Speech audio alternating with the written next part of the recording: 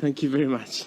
We now turn to Dr. Fotios Fitzilis, who was himself also a resident training advisor in Serbia. Σας παρακαλώ. Thank you very much, Gonzalo. Well, actually, you can already wrap it up. We can move on to conclusions because everything has been really being said. That's not me making any fun. Really, these ladies and guys here have told everything. So I will try to provide some added value to your time by maybe being a little bit more focused to the actual twinning I'm supposed to say something about. And that's the twinning in Serbia, which took place between 2013 and 2014. But before moving on to the actual data, I would like to say something for the record. And in the many years I've been doing this, I cannot recall any other time that a politician in the format of Pat Cox has attended a conference till its bitter end. And that should be acknowledged here. Thank you very much, Ms. Cox.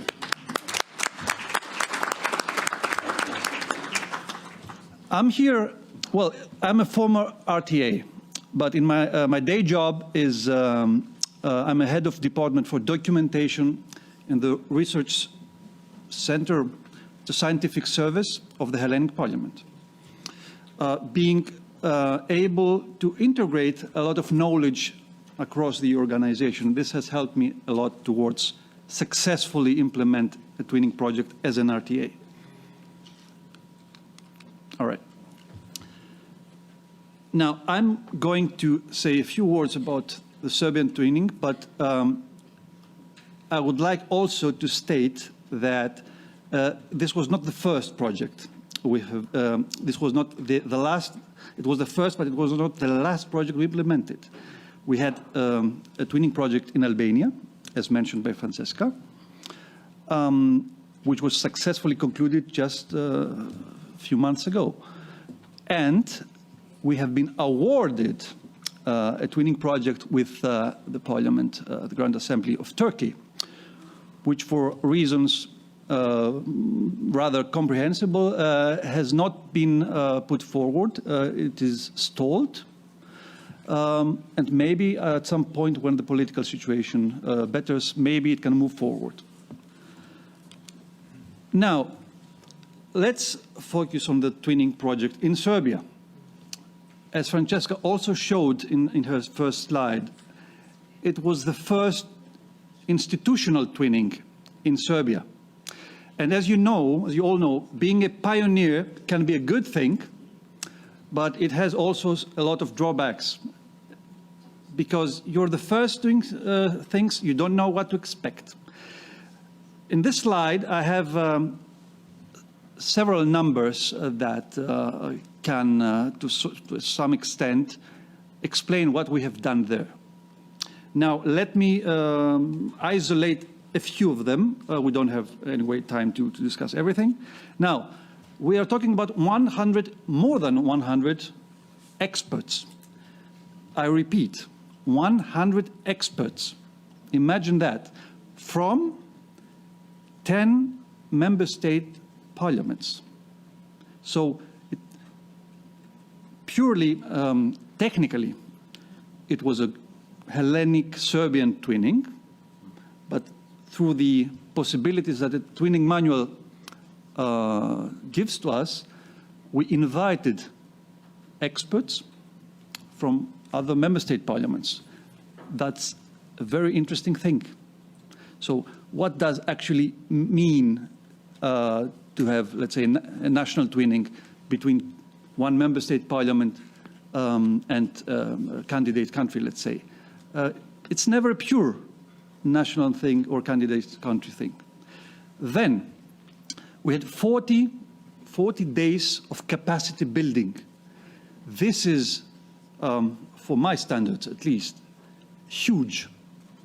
40 days of trainings.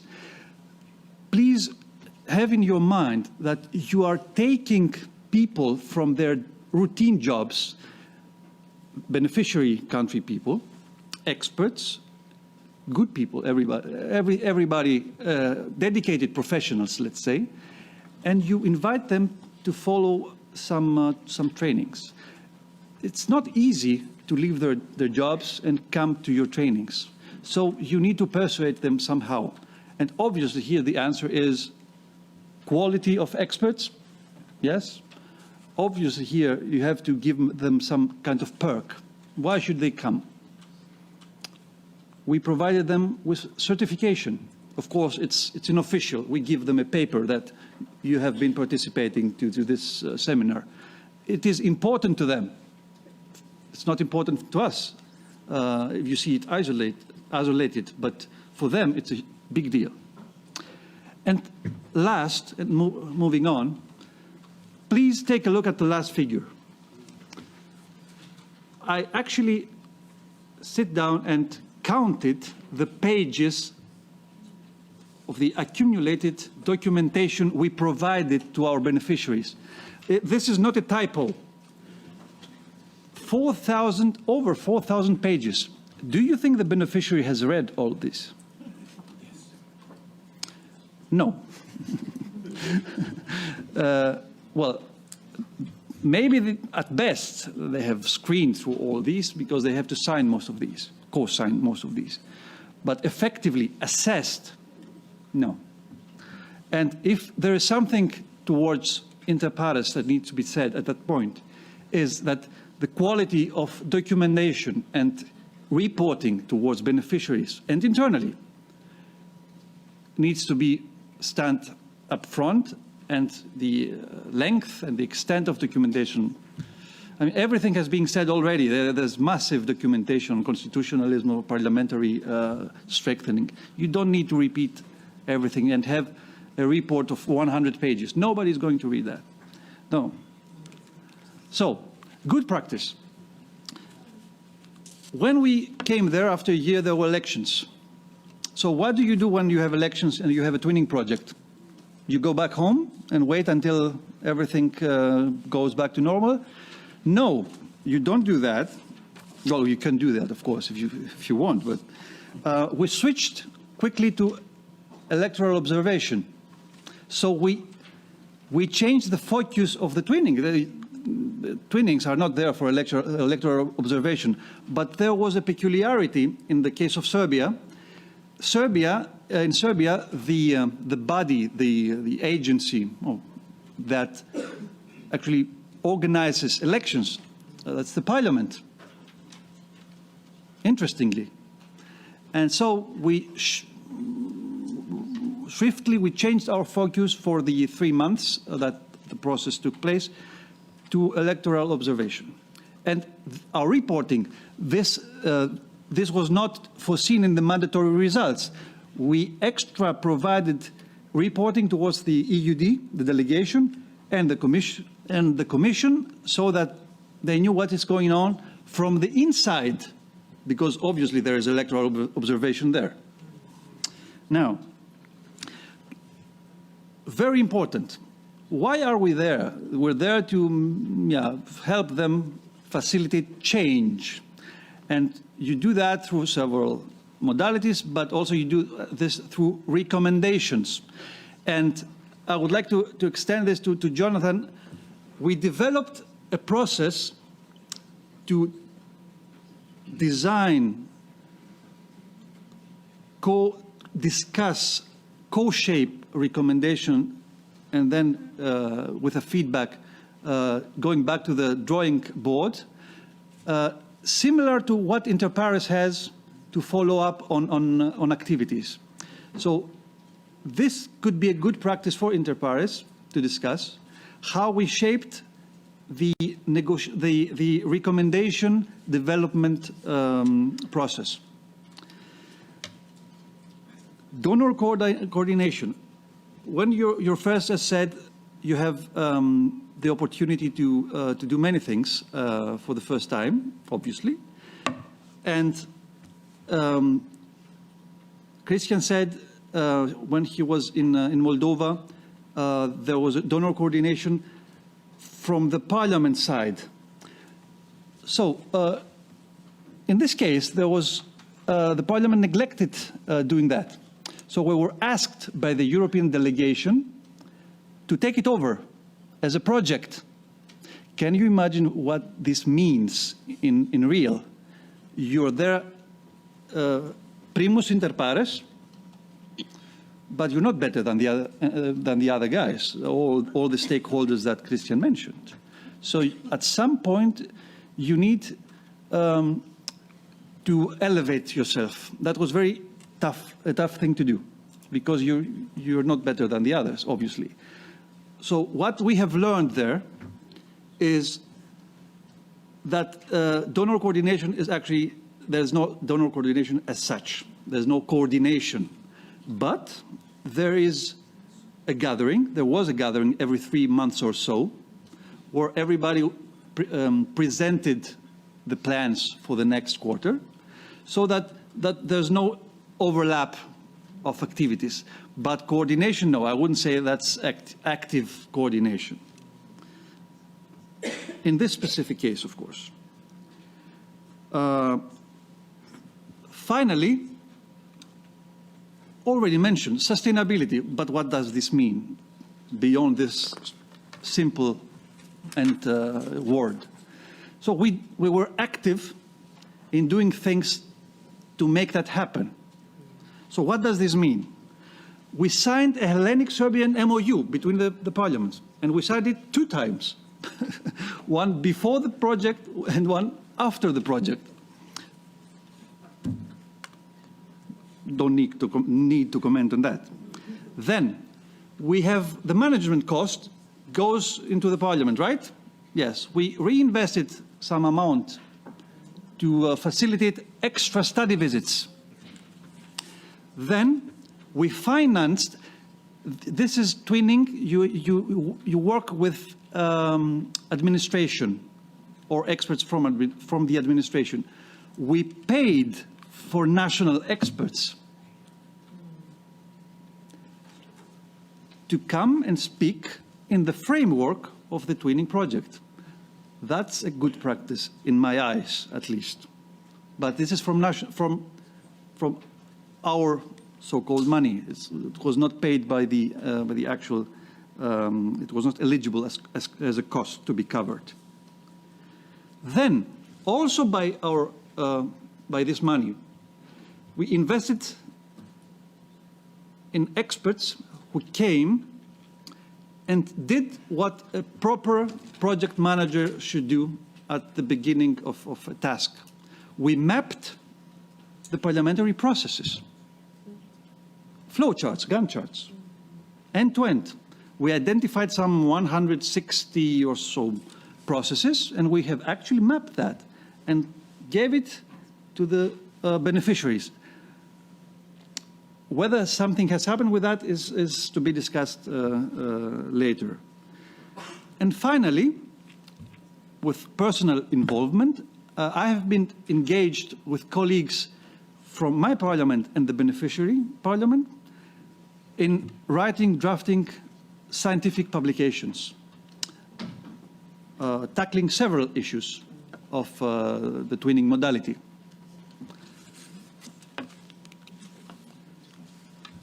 This is the final, no worries, the final but very important slide.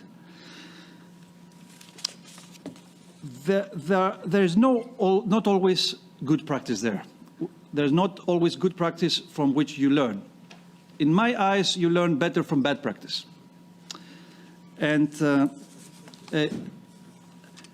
some problems that we saw developing were there in the midst of the project.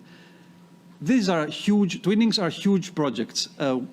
Twinning lights are much more flexible.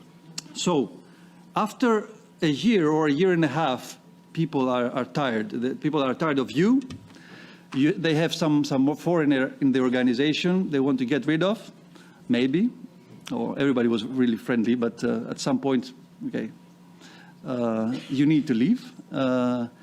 If you get an extension, some people get very angry in the organization, maybe for good reason. Then, that's a problem that needs to be tackled on the Commission basis, on the committee. Yeah, whether this format is going to be maintained or not, we just point here the facts. We had a huge expert basis, and I have been discussing that with other people.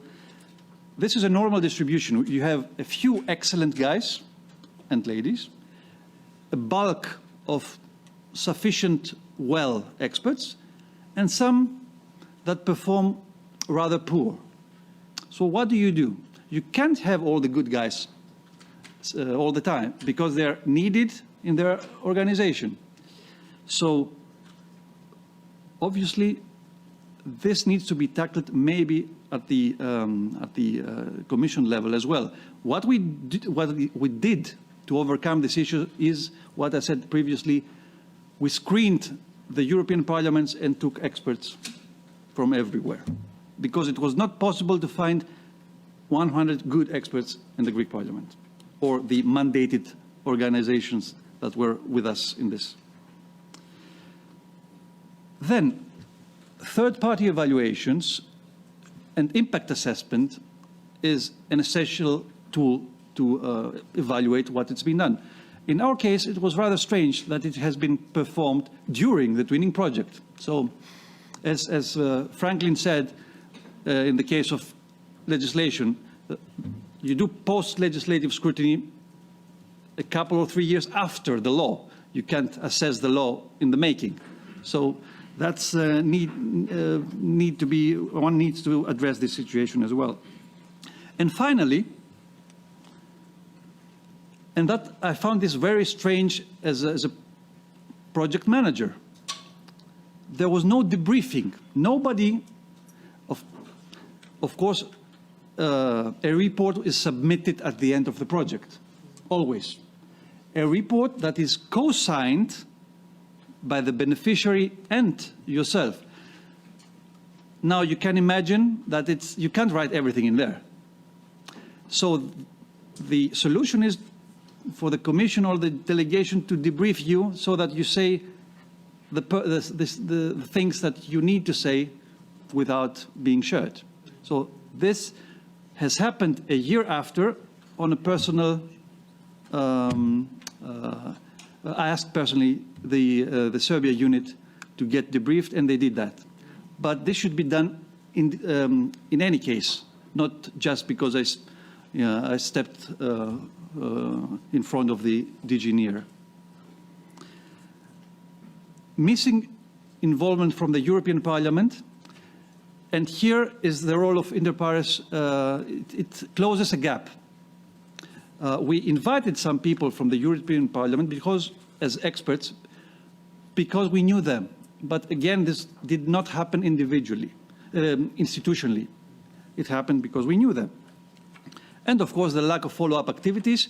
Inter pares really can be there a major tool to tackle all these deficiencies and make these programs really successful. And finally, if I need to say two things for closing this rather long, and sorry about that, presentation, is creativity is being needed all the time. You're on your own there, but there are not off-the-shelf solutions. You need to be flexible, and you need to be creative. And last but not least, what has helped a great deal the Hellenic Parliament do these projects and be effective and efficient is the fact that we have a dedicated unit. We have in-house a service that is called European Programs Implementation Service that takes from the RTA and the experts all the burden of all the back office, all the financial aspects, the contracting phase. They took it off us, which is great. And this is a good practice that needs to be highlighted. Thank you very much. Our contact data is at your disposal, and I'm open to questions. Thank you very much. Thank you very much, Dr. Fitsilis. Thank you for your recommendations for inter pares also, of which we take duly note. We have been asked to share all the presentations. I hope it doesn't reach 4,300 pages.